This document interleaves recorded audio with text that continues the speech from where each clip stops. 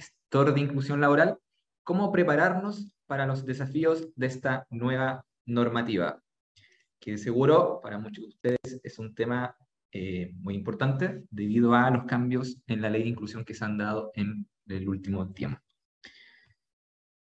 Para tratar este tema tenemos a dos invitados muy especiales. Uno de ellos es Peter Love, que es director de Fundación Guazú y publicista. Y también tenemos a Bárbara Kubler, VP of People and Culture de Talana, que nos van a entregar todo este contenido que hemos preparado para ustedes, para que estén al tanto de las necesidades que esta nueva normativa impulsa, sobre todo en las empresas de 100 trabajadores hacia adelante, y también conversar un poco de la situación actual del mundo laboral respecto a la inclusión. Así que le doy la bienvenida a Peter y a Bárbara para que compartan todos sus conocimientos a nuestra comunidad que hoy día se encuentra conectada. Así que los dejo ahí ustedes. Gracias, Feli. Hola, Peter, ¿cómo estáis? Hola, bien, ¿tú? Muchas gracias Bien, por la todo bien. invitación. Sí, pues gracias por estar acá. Como decía Feli, trabajo con la Fundación Guazú, ha sido súper relevante para Talana. La verdad que hemos trabajado harto juntos, les tenemos harto cariño, así que ojalá que este webinar sea súper bueno y que podamos conversar harto para despejar hartas dudas. Y si Peter me permite dar un pequeño contexto antes de partir, Por o favor. quizás alguna reflexión, me gustaría reforzar la relevancia de tener estas conversaciones. Además de seguir enseñando en el fondo a toda la comunidad respecto a los desafíos de la inclusión, que no son menores. Quizás como sociedad hemos logrado algún avance en esta materia, pero todavía nos queda harto camino por recorrer. Y el rol de las empresas en esto es fundamental y posiblemente es muy estratégico, ¿cierto? Contar con personas que potencien la inclusión desde dentro de las organizaciones y asegurando en el fondo que este proceso sea real y efectivo. Así que ahí la importancia, la relevancia que tiene este espacio y que ojalá sigan habiendo muchos espacios como este. Y antes de empezar con la magnífica presentación de Peter, vamos a hacer una pequeña autoevaluación para ver cuánto saben ustedes sobre inclusión. Les vamos a dejar ahora ya en el chat un enlace, ¿cierto, Cami? ¿Estamos ok? Para que puedan responder algunas preguntas, es cortito, pero los invitamos a que lo completen. Algunas preguntas como respecto de la institución que acredita la discapacidad, cuál es el número de la ley de inclusión laboral, eh, algunos temas de diseño universal, el decreto 50 de la UC debe ser cumplido en el fondo desde qué año y qué son los ajustes razonables. Así que los invitamos a contestar esas preguntas para ver cómo están, ¿no? Y quizás mientras responden veamos los objetivos un poco de este webinar, qué es lo que queremos lograr, prepararnos primero que nada para los nuevos desafíos de la ley de gestor de inclusión. Como hemos visto, los desafíos son hartos, tenemos harto camino que recorrer, pero seguro son temas y problemáticas que las organizaciones hoy en día las tienen como centro, así que muy confiados de que podamos seguir desarrollándonos en ese sentido. Y lo necesario e importante tener una persona que gestione la inclusión en la organización. Como comentábamos antes, la verdad que desde dentro podemos mover e impactar positivamente también a la comunidad, así que queremos conversar respecto de eso. Un poco más de contexto, quizás algunos números que muy bien aprendido gracias a Peter y a la Fundación. De la población nacional de adultos con discapacidad representan el 20% del total de adultos en Chile, lo cual es un porcentaje bastante importante. Pero aún así, el 2021 se contrató un 1,01% de este grupo en edad de trabajar o que estaba buscando alguna oportunidad laboral desde que entró en vigencia la ley de inclusión. Creo que ahí el número es como 2 de 5 adultos o personas que buscan trabajo realmente pueden acceder a un espacio laboral.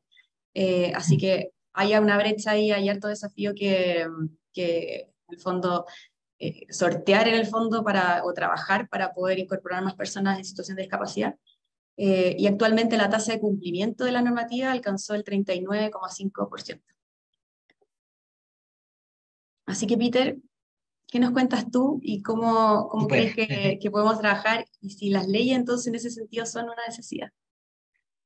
Así es.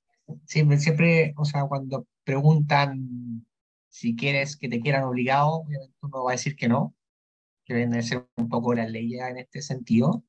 pero con los números que tú recién contabas de que solo el 1,01% del mundo con discapacidad, de personas en situación de discapacidad, fue contratada, nos hace sentir que sí es necesaria una ley. O sea, hubo en el 2018, avanzaron la PPP. Son realmente una necesidad. O sea, volviendo a lo que decía, uno quiere que te quieran obligadamente, obviamente que no, pero siempre uno cree que lo quiera. Entonces ahí nace la ley 21.15 del 2018, donde las empresas sobre 100 trabajadores tienen que cumplir con 1%. De esas, solo en el 2021, 1,01% fueron incluidas, una cifra muy baja.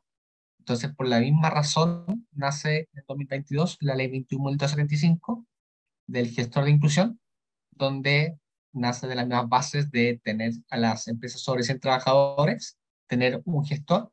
¿Qué quiere decir este gestor? Que es una persona que va a gestionar la inclusión dentro de la organización. ¿Y por qué es tan importante? Porque muchas veces esto queda a la deriva, no hay como un presupuesto asignado, no se sabe qué hacer, no sabe cómo avanzar.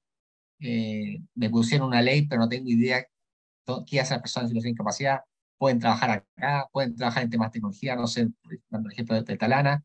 Hay personas que saben hacer estas cosas y eso viene a el gestor a empujar dentro de la organización, poder ordenar, crear un plan anual, donde partir por una encuesta, un diagnóstico organizacional dentro de la empresa, saber si hay personas dentro de la organización, que a nivel de estadística podemos decir que sí lo hay, o sea, no lo puedo firmar obviamente, pero sí estadísticamente van a haber personas dentro de cada empresa que tengan un grado de discapacidad y también muchas que no están certificadas porque hay una carga negativa en torno a ellas. Entonces también este gestor tiene la misión de hacer capacitaciones donde empuje a que la empresa también se capacite, se sensibilice, entienda esta importancia. También va a presentar la importancia de todo esto, de la virtud de cuando las personas están capacitadas, cómo pueden llegar de mejor manera, porque muchas veces a nosotros nos toca como fundación, hemos puesto los anuncios, pero no llega nadie. Y eso es porque de repente la persona llega a la empresa y no fue tratada de la mejor forma, no estaban los accesos necesarios, y eso va generando frustraciones en quienes tenemos discapacidad. Entonces vas a una empresa, vas a otra, tercera y a la cuarta ya te quedas en la casa. O de repente uno no cumple con los requisitos que necesita la oferta laboral. O sea, lo óptimo y lo que se busca es que esta sea inclusiva y no discriminar de ninguna manera, pero hoy en día hay una brecha importante a nivel educacional. El 9% de las personas en situación de discapacidad tienen estudios superiores versus 27% sin discapacidad. Entonces, una brecha súper grande. Entonces, busco un ingeniero comercial con 10 años de experiencia. No puedo hacer competir con y sin discapacidad. O sea, obviamente van a haber casos que sí puedan hacerlo, pero van a hacerlo menos. Entonces ahí también el gestor tiene esa misión de donde está sensibilizado, que entiende esta realidad, que puede empujar de mejor manera en el área de repente de finanzas, que son un poco más reacios a estos cambios, que también hay que entender desde su lado, de ver qué ganancia me da esto. ¿No? ¿Por qué necesito a alguien que vea, por qué necesito capacitar a alguien para el gestor? Porque tengo que financiar eso. Y finalmente eso se traduce en beneficio dentro de la organización, donde es una organización más colaborativa, la gente rota menos. O sea, imagino la gente de Talana rota menos que en otras organizaciones. Una muy buena empresa para trabajar. Eso no está galletita por ceros. Pero, pero Así. es así. O sea, hay organizaciones donde uno quiere estar, quiere ser representado, uno dice, yo soy de Talana, estoy muy contento de estar en esta empresa, se pone la camiseta, como se dice, no al revés como los jefes antiguos malos que pedían que se pusiera la camiseta sin tener nada a cambio, acá yo creo que es al revés. Claro. Entonces, por eso también es importante este gestor, que vaya guiando el proceso y entendiendo, por ejemplo, hoy en día las empresas que transan en bolsa, en Chile hoy día tengo entendido que no aún así, pero en Estados Unidos también es un índice la inclusión dentro de la organización. Entonces, a ese nivel de importancia es que haya accesibilidad, que haya diversidad. Incluso si vienen acá, tengo de nuevo a Talana como ejemplo, para hacer soluciones de distintos rubros. O sea, así que ustedes consultaran solo el sector agrícola, después viene el sector financiero y las soluciones serían muy malas.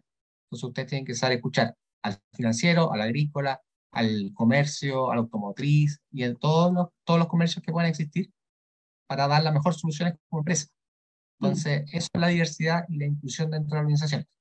¿Y por qué es tan importante que las empresas cumplan? Por lo mismo que les decía antes. O sea, finalmente, las empresas van a tener réditos económicos, las empresas son más sustentables, si bien es como realmente en Chile la visión es un poco súper cortoplacista, donde yo quiero vender, vender, vender, que me compren y ahí estoy, pero para generar una marca, una empresa a largo plazo, es algo donde tiene que haber una planificación, donde tiene que ver qué va a pasar el próximo año, 5 años más, 10 años más, y si no lo hago, no pasa nada. Y la inclusión es lo mismo. Así que eso. Cámbiame nomás de la mina, por favor. Oye, Peter, antes de seguir avanzando, yo tengo una duda, aquí es como más para generar la conversa, pero ¿cómo fue ¿Mm? el proceso de llegar a esta ley? O sea, porque tengo entendido que se hicieron mesas multidisciplinarias, esto se conversó como a nivel global en el fondo, hubo como apoyo público y privado. ¿Cómo fue ese proceso? Si a ti te tocó vivirlo o dentro de la fundación pudieron tener como acceso a la generación en el fondo de esta Sí. nueva ley y como a la relevancia que tiene tener a alguien dentro de las organizaciones que sea gestor de inclusión. Nosotros tuvimos como parte de la mesa de trabajo de Chile Valora, que quien dicta las competencias que tiene que tener el gestor, y de ahí estuvimos empujando y dando nuestra visión del tema, y esta ley nace básicamente por las mismas cifras que vimos antes. O sea, la ley de inclusión, si bien vino a empujar a que las empresas conversaran del tema, que se revisara, se hubiese una importancia, se demostró que no era suficiente. O sea, los niveles de inclusión no están empujando tan fuerte, quizás de un gestor en un comienzo y después la ley de inclusión, pero también hay que pensarlo que si que no hubiese habido esa ley de inclusión, quizás nunca hubiese avanzado más. Entonces ahí es difícil definirlo, o sea, después de la guerra todos somos generales, entonces, pero finalmente va en esa línea. O sea, la ley de inclusión 21-15 no está funcionando, no está impactando de la mejor manera como nos gustaría, entonces de ahí veamos cuáles son las falencias de ella y es, como decía en un comienzo, que las organizaciones no saben de discapacidad, porque obviamente no es algo cercano, no se vive, o sea, de repente alguien está muy enfocado en finanzas, muy enfocado en marketing, entre otras cosas, pero la inclusión no es algo como que hablemos en el colegio, en la universidad, en distintas, por ejemplo, me tocó un radiólogo, que siempre lo voy a recordar, no su nombre mal, desgraciadamente, pero siempre es la que dijo, que yo fui a hacerme unos exámenes y me preguntó cuál era mi problema por mi discapacidad. Entonces, para mí me da lo mismo, yo me río y me reí en ese momento, le dije que no tengo ningún problema, ¿cuál sería? Y lo incomodé. Pero, pero alguien que no lo entiende bien, es como súper ofensivo que te digan que lo tuyo, tu discapacidad es un problema. Entonces, una persona que estudió 10 años mínimo, que trabaja con personas directamente en el rubro de la salud, no tenga esa sensibilidad, también hace entender que es necesario empujar de distintas líneas y este gestor esperemos que venga a empujar todo lo que buscamos. Súper. Digamos. Y un poco de las brechas, más del 60% de las personas en situación de discapacidad está sin empleo, 2 de cada 3 personas en situación de discapacidad son mujeres, y hay una doble brecha importantísima, y son más hombres los que trabajan, entonces hay una dificultad gigante. Y este desafío tiene una tremenda oportunidad, como decía antes, realmente mejorar procesos creativos. Cuando yo pregunto a distintas personas, pregunto a solo hombres, las respuestas están similares, pregunto a mujeres, diversidad sexual, rango etario, migrante, personas con discapacidad, mis soluciones van a ser mucho mejores. ¿Ya? Hay mayor compromiso de la empresa, yo quiero estar en la empresa que está en todo temas de inclusión, por ejemplo, sale empresa mercado X mañana que una persona de la comunidad LGTBI más fue discriminada por ser homosexual, yo no quiero estar en esa empresa. O sea, obviamente quiero salir de ahí, o sea, no quiero ser asociado a eso. Entonces, cuando una empresa se la juega por la inclusión, también hay un mayor compromiso de los trabajadores que finalmente se traduce en mejor producción. Menos rotación, la persona con discapacidad rota un 6% versus 27%, y ante así como el mito que nos enfermamos, nos sentamos a veces al año totalmente enterrados, son 3 días menos al año que faltamos. Cambia no vale la vida. Así que alguna pregunta, feliz. Y es un poco de qué tiene que hacer el gestor, que es un facilitador, tiene que conocer las leyes que existen. Existe la ley de inclusión, 1915, cómo la puedo cumplir, qué medida alternativa hay, qué debo hacer, por ejemplo, en la elección de trabajo para dar cumplimiento. También, o sea, uno tiene que contratar personas y estas también tienen que ser subidas a la elección de trabajo, o qué significa una discapacidad como acreditada. Ahí creo que están las preguntas que no les puedo decir. El, cómo es acreditada, por ejemplo, si es que alguien tiene discapacidad, llego yo que ando en silla de ruedas hace 22 años, un accidente de bicicleta, no lo contextualicemos, estoy cortado acá, nadie sabe. Eh, Entonces, por mucho que yo ande en silla de ruedas y no estoy certificado por la CONPIN, para el marco legal no estaría cumpliendo con la ley, ¿ya? Entonces también el gestor tiene que saber eso, cómo se hace el trámite, cuáles son los trámites que tiene que hacer, cuál es el proceso, para también entender si hay una persona interna que puede hacer, tener la credencial, cuál va a ser el proceso para tener esa credencial, tiene que evaluarse dónde, cuánto dura el proceso. Entonces el gestor tiene que saber eso. También tener normas de accesibilidad, que cómo va a llegar la gente a mi oficina, a mi empresa, si es que no es accesible. Entonces tengo que manejar temas de medidas, temas, por ejemplo, también nosotros estamos a empujar un poco más allá en la accesibilidad. Nos tocó un cliente donde tenía una persona autista, en donde las luces que eran muy blancas le incomodaban, y Magda, que es parte del equipo nuestro, que ya está en educación, pero ella es persona autista, fue y hizo un levantamiento donde había luces que molestaban a la persona autista, y se cambiaron por unas más cálidas, que es un ajuste razonable muy sencillo, y la persona pudo trabajar sin ningún problema. Entonces, el gestor también tiene que saber de accesibilidad.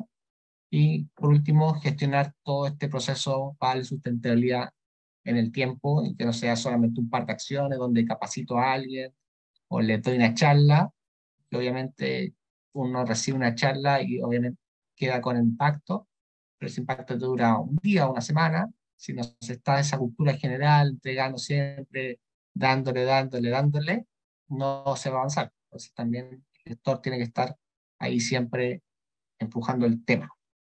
Bueno, Peter, como un poco complementando eso, yo me acuerdo muy bien cuando hicimos el curso con ustedes, hablaba mucho de las alianzas, ¿cierto? Que esto, en el fondo, los gestores de inclusión de las organizaciones no están solos, hay mucho apoyo fuera de fundaciones y organismos que en el fondo tienen más conocimientos también, tienen más técnica, y que de alguna forma el gestor tiene que tratar de articular eso, tanto interno como externamente, y generar estas alianzas como para hacer esta cultura de inclusión y generar como esta sostenibilidad a las organizaciones. ¿Nos podrías contar quizás algunos organismos o fundaciones que podrían apoyar a las organizaciones en este camino? Se me viene a la cabeza automáticamente Fundación Guazú, ninguna otra. Obvio. Ahí, la que, como dices tú, es súper importante, porque realmente uno dice, oh, el gestor de inclusión va a tener que hacer todo, va a tener que hacer la charla, va a tener que hacer todo esto, y hay empresas que son más grandes que van a tener una persona quizás a tiempo completo en esa línea, pero hay organizaciones que son más pequeñas que esta persona lo que puede hacer, como dices bien tú, gestionar con organizaciones externas, pero bien sabiendo lo que hay que hacer. Por ejemplo, no sé, alguien que no sabe de auto y el auto al mecánico, el mecánico te dice hay que arreglarle el rodamiento de escape. ¿Ya? ¿Cuánto cuesta? Ya se que arregla. Y el rodamiento de escape no existe. Entonces, un poco esto también es para que la persona sepa lo que hay que hacer, sepa más o menos valores, cuánto cuesta, que te voy a decir, hoy te voy a hacer un diagnóstico y te cuesta 20 millones, y tú decís, ya, porque no tengo idea del tema, entonces los pago. ¿Cuánto se demora un proceso? Sí, este diagnóstico te lo hago, cuesta 20 millones porque son 6 meses, ¿no? El diagnóstico dura un mes y cuesta 1,5 millones, 2 millones. Entonces, ya, tú cuando sabes eso también lo haces de mejor manera, ¿ya? Entonces va un poco en esa parte que es importante ir buscando algunas organizaciones que te puedan acompañar en este proceso. Está al lado MIL, que hacen un buen trabajo, obviamente, y también nos puede contactar y te ayudan también en temas de reclutamiento, entre otras cosas, pero la única que recomiendo es Fundación Guasú. A ojos cerrados. Obvio.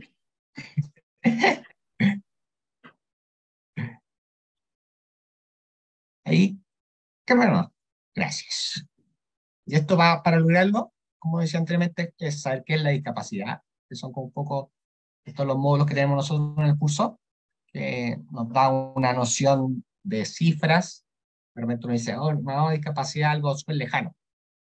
No me va a pasar, no lo entiendo, ¿eh? Por ejemplo, en Chile el 9% nace con discapacidad. Entonces, algo que puede ser muy cercano a todos, conocer temas de normativa legal, como decía anteriormente, saber qué leyes existen, cuáles la estoy basando o la estoy cumpliendo. Por ejemplo, antes de la 21.15, uno podía contratar a personas con discapacidad cognitiva bajo el sueldo mínimo, pero no podía despedirlo. Hoy día con la 21.15 eso cambió. Entonces ahí también la persona tiene que saber que puedo o no despedir a alguien con discapacidad. Entonces, una pregunta bien común que sale es como, oye, tengo que despedir a alguien, ¿cómo lo hago? Como cualquier otro, si no está cumpliendo con los objetivos, con las tareas, con los horarios, con cualquier otro trabajador, se le puede despedir como cualquier otro, ¿ya? Saber de accesibilidad universal. Esto de repente pensamos solamente en discapacidad física. Hay muchas otras formas, por ejemplo, que tenemos el honor de Ana Francisca, que es intérprete de lengua de señas, que también aporta la accesibilidad universal. O sea, por ejemplo, hoy día si hay alguien sordo en el público, podría saber perfectamente lo que estamos hablando. Sin Francisca, esa persona quedaría totalmente fuera. O sea, de repente decimos accesibilidad universal, una rama. La accesibilidad universal va mucho más allá. Como decía, el tema visual, una persona autista, que son, de algunos, no todos, tienen ciertas hipersensibilidades, o una persona ciega, el tema del piso podotáctil, entre otras cosas.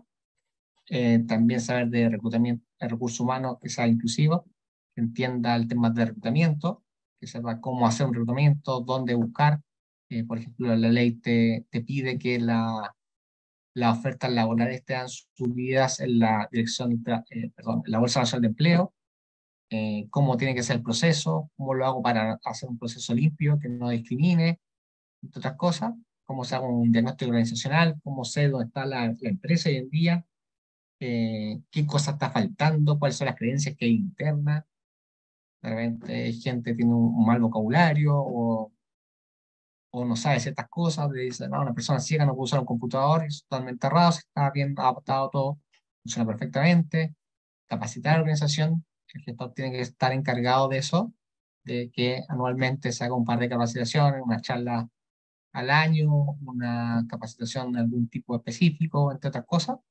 Y también nosotros ahí agregamos un módulo que es de comunicaciones, que creo que no, o sea, no está en lo que pide el gestor como en general, pero nosotros lo creemos súper importante porque dentro de las comunicaciones, no sé, cuando uno comunica en redes sociales, en comerciales, entre otros, es importante también hacerlo con accesibilidad y ser inclusivos.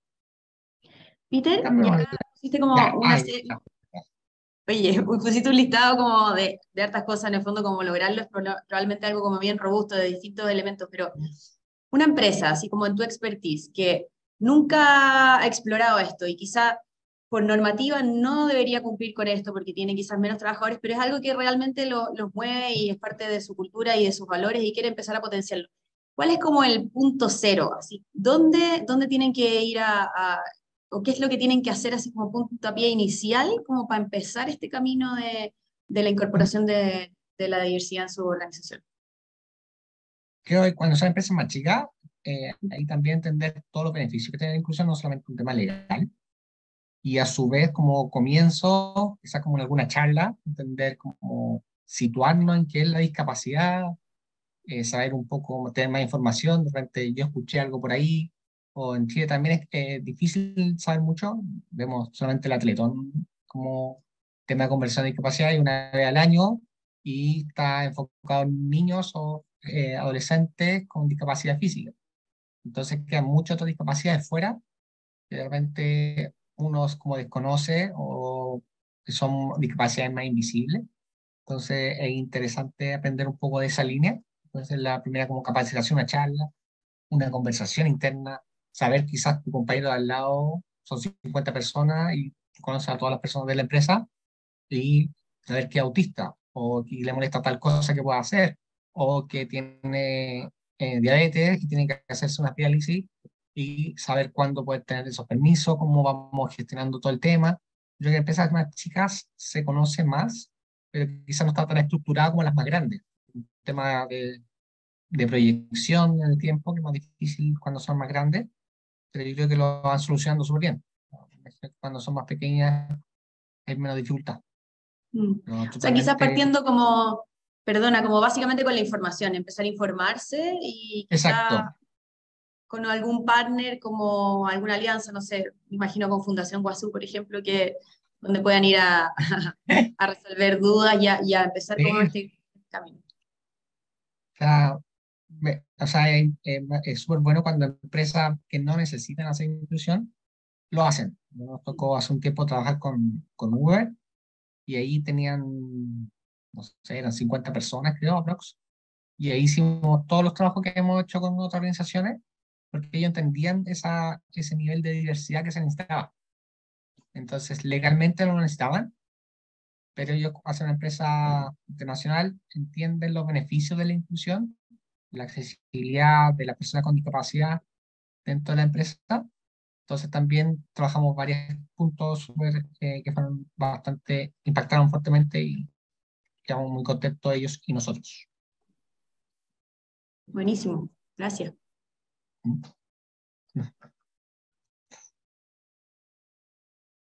Vamos a revisar entonces las respuestas.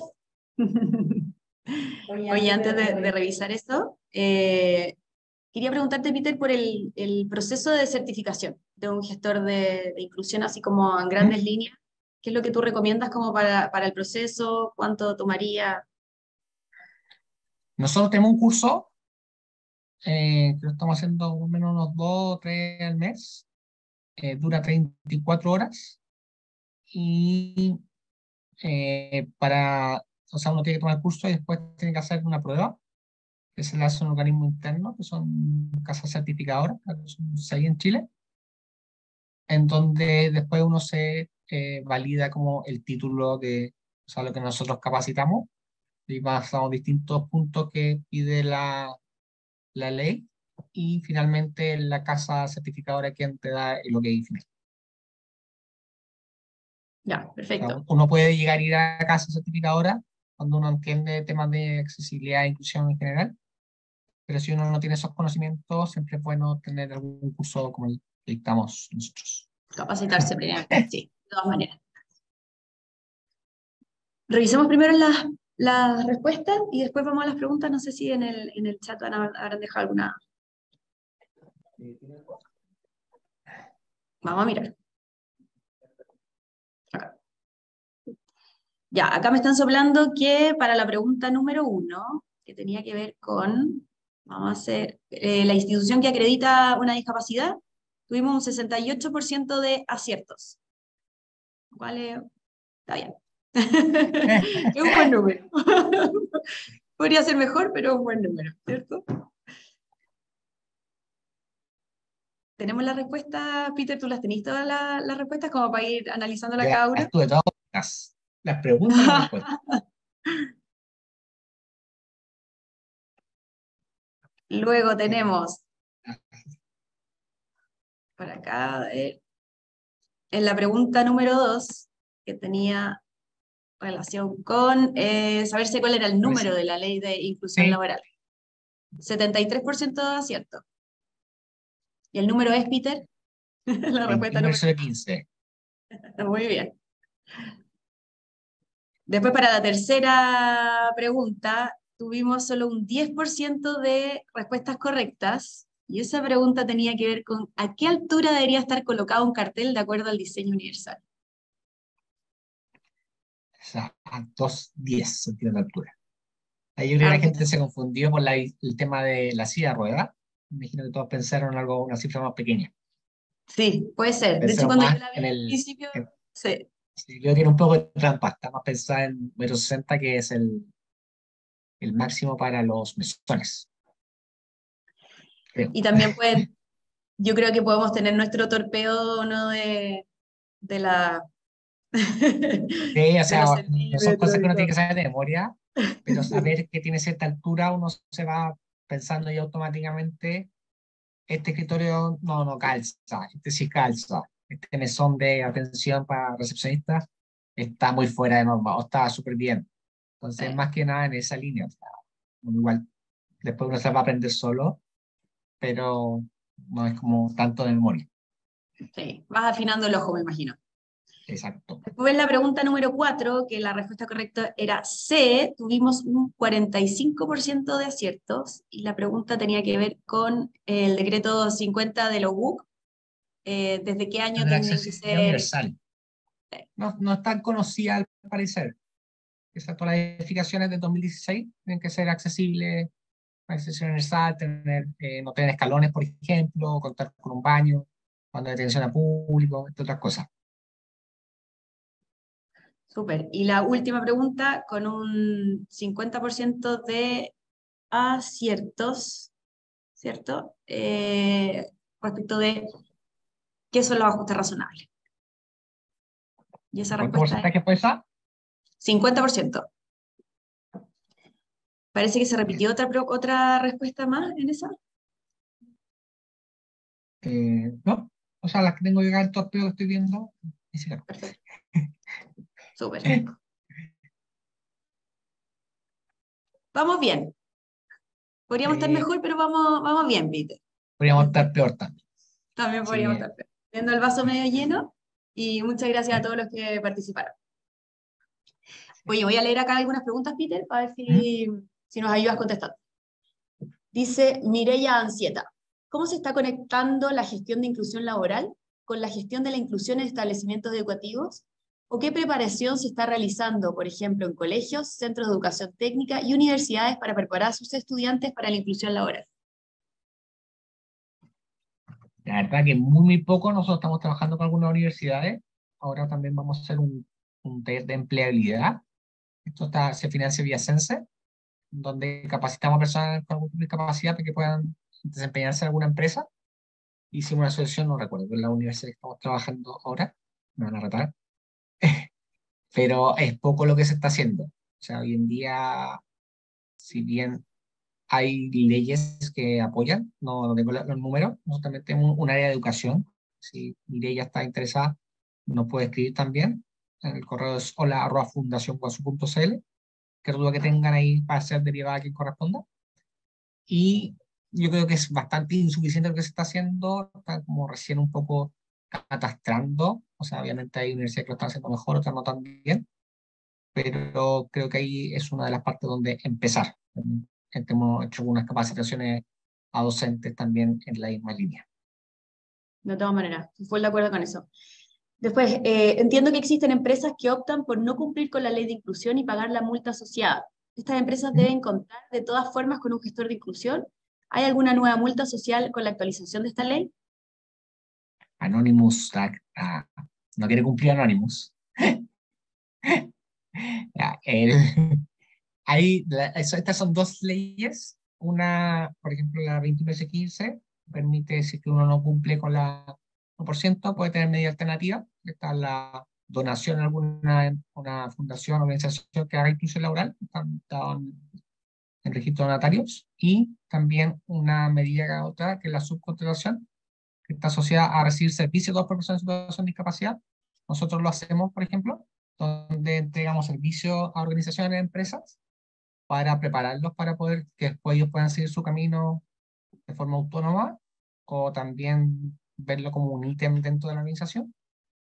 Y hay multas, y si es que esa no se cumple, la multa creo que es de 15 millones aprox por no cumplimiento, no hay Mm. fiscalización. Y esta nueva ley, la 21.275 del gestor de inclusión, también hay otra multa que esa todavía creo que no está como listo, pero hay una multa también en dinero. Mm. Mejor cumplir entonces, de todas maneras. Siempre. Otra pregunta por acá que tiene que ver con si no tengo posibilidades, por ejemplo, de contratar a alguien, ¿cómo identifico si internamente tengo a personas en situación de discapacidad? Y pone un ejemplo, una persona con hipoacusia. ¿Es una persona en situación de discapacidad? Sí, Ahí por ejemplo, nosotros lo que hacemos tenemos una encuesta de salud, donde vemos distintos ítems, donde van viendo cuáles puedan ser discapacidad, y dentro de lo que pregunta Miguel, hipoacusia si es una discapacidad, en base a se mide con el IVADE, que es una prueba donde se ve distintos aspectos de la vida. Por ejemplo, yo que vivo en Santiago y manejo, tengo menos discapacidad que alguien que vive en el campo y tuviese que usar transporte público. Entonces, no está solamente dado por mi discapacidad como diagnóstico, sino más bien también cómo me desempeño en el diario vivir. Entonces, si una persona tiene hipoacusia, sobre el 5% sí puede ser persona en situación de discapacidad. Y tiene que hacer el proceso con la COPIN, hacer un informe social. También te ha dado, por ejemplo, cuál es tu red, si tienes trabajo, no tienes trabajo, si pudiste tener la oportunidad de ir a la universidad, entre otras cosas. Y el informe médico, y con eso se puede avanzar. Buenísimo, gracias. ¿Hay alguna pregunta respecto como de los organismos certificadores? Si ustedes certifican y si no, ¿cuáles existen en el fondo? Nosotros nos certificamos, esos son casas certificadas, creo que son 4 o 6 en Chile, son pocas. Y eso, nosotros tenemos alianza con una, no sé si podemos nombrarla, pero pues no, es que no nos reten. Pero como decía, son 6 casas certificadoras, no conozco dos, entonces no son muy conocidas, pero en Google yo creo que no es tan difícil de buscar y encontrar. Y eso es lo que finalmente Chile Valora les dio las competencias, lo que tienen que medir y cómo hacerlo, y Chile Valora también lo validó. No es Chile Valora quien entrega la certificación final. Hay otra pregunta por acá, Rosario San Martín, que pregunta si el gestor puede ser cualquier persona dentro de la organización que ya tenga otro rol o es un cargo en sí mismo. Y si se puede tener ese rol de asesor como asesoría externa y en el fondo con eso cumplir la ley, pensando quizás en empresas más pequeñas. Esta ley está para sobre 100 trabajadores y tiene que ser una persona contratada dentro de la organización, no puede ser como un asesor externo. Y la otra pregunta puede ser cualquier persona, pero se prefiere alguien que esté como ligado un poco a recursos humanos, que tiene ciertas capacidades y habilidades en la gestión que tiene que hacer el gestor también. Mm. Entonces, quizá alguien de finanzas puede hacerlo muy bien, pero en un principio nosotros siempre recomendamos que sea como alguien de recursos humanos, que tenga más contacto con la gente y entienda de varias competencias que el gestor lo va a poder hacer de mejor manera. Pero no hay como una obligación de ser de algún rubro.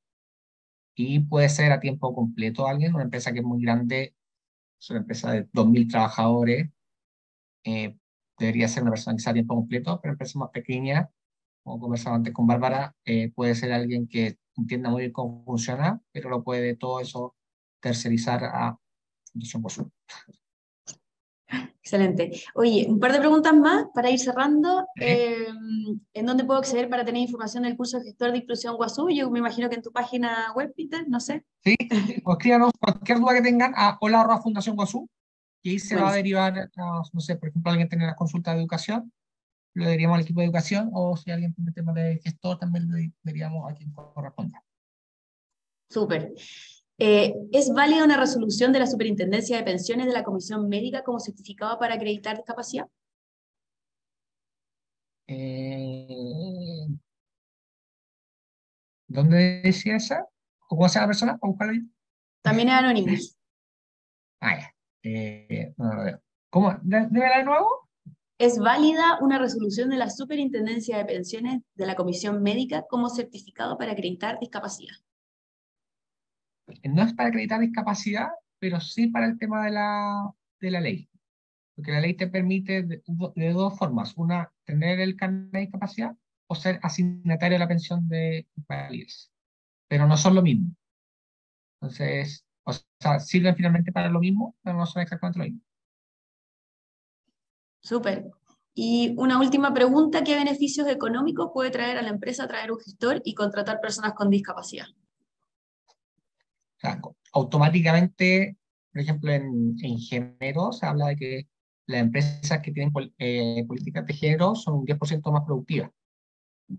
Eso no significa que si es que yo echo a todos los hombres y pongo pura mujer a trabajar, voy a ser 10% más productivo. No, que tengo que tener una política que auspicie esto, que haga que Bárbara, en este caso, con el nuevo ejemplo de Talena, pueda ser gerente algún día o ser el gerente general de Talana, pueda subir, o si tiene hijos, cómo también se hace cargo de eso, la organización, distintas políticas de género, y lo mismo pasa en inclusión. O sea, si es que se hacen todas estas políticas, se entiende esto de una manera más amplia, hay ciertos beneficios, pero obviamente no están como voy a ganar 100.000 pesos más si contratarlo con discapacidad, ¿no? Sino que algo más a largo plazo y más visto en la sustentabilidad más que como algo tan transaccional que meto a 5 personas con discapacidad, subo un 10%, ¿no? No es tan así. Claro, no hay beneficio en el fondo tributario ni económicos directos. No, Claro. Oye, encontramos una pregunta bien buena, pero es la última. Ya, Peter, y ahí te liberamos. ya, feliz. Pregunta Ignacio Rodríguez, ¿cómo debe ser el discurso para aquellas personas que tienen discapacidad pero no quieren acreditarla frente al COMPIN? Aparte de los beneficios asociados, ¿qué otros elementos se pueden destacar? En tu Yo creo experiencia, que, Peter. o sea, una parte son los beneficios, como bien dice, y otro es generar que dentro de la empresa sea visto como algo positivo y no algo negativo. O sea, la discapacidad hoy en día tiene una carga negativa, se está trabajando en eso, está menos que hace años anteriores, pero aún tiene ese tema donde hay ciertos prejuicios, no sé, alguien con esquizofrenia muy difícilmente lo va a nombrar, siendo que si está con su tratamiento como corresponde, no va a tener ninguna dificultad. O alguien autista tampoco lo va a nombrar porque va a decir, hoy ¿qué va a pasar? ¿Saco mi carnet? ¿No lo saco? Entonces ahí hay dos líneas, una que es algo que es totalmente privado. Por ejemplo, yo estoy trabajando en tal empresa y quiero apoyar a la empresa, quiero sacar mi carnet, quiero tener beneficio, entonces yo puedo acercarme a recursos humanos con tu tema y eso queda entre la persona de recursos humanos y él, totalmente confidencial, no es que yo me meta a una página y diga, Bárbara Kugler tiene discapacidad, sí, no, no, es algo totalmente privado, confidencial, entonces también desde esa parte hay que verlo, pero según mi punto de vista es súper bueno visibilizarlo, mostrar que persona, o sea, alguien que tiene bipolaridad, autismo, depresión, que de repente son como, tienen esa estigma social, una bipolaridad, entre otras cosas, es bueno mostrar que existen, porque son muchos más de lo que uno piensa y cree que hay. Nosotros en la fundación trabajamos con 3 personas autistas y creo que ninguno tiene el diagnóstico hace más de 3 años. Todos tienen 30 años. Entonces, dentro de la organización hay muchas personas con discapacidad. Entonces, esto donde hay que apuntar a normalizarlo, a quitarle la carga negativa que muchas veces tiene y desde ahí empujar. Y ahí la persona sí que quiere como hablar con alguien que nos escriba, nosotros ahí también podemos ayudarlo para que pueda gestionar su credencial y todo lo que requiera. Escriba también nuevamente a hola@fundacionguasú.cl. Súper. Peter, muchas gracias. Yo creo que estuvo muy buena la conversación. Salieron hartas preguntas, hay hartas ahí todavía en stand-by, pero ya no, nos comió un poco el tiempo. Estaríamos hablando de esto toda la tarde, ¿cierto? Pero creo que logramos responder hartas preguntas.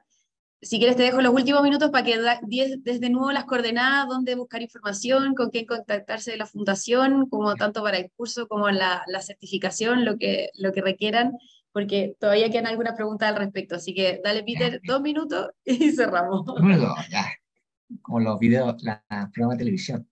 Claro. Eh, Nos sigan en nuestras redes, guasú.cl de Instagram, Fundación Guasú creo que es Instagram, guasú.cl también otra página nuestra, y Fundación Guasú, nuestras empresas quedan más como fundación.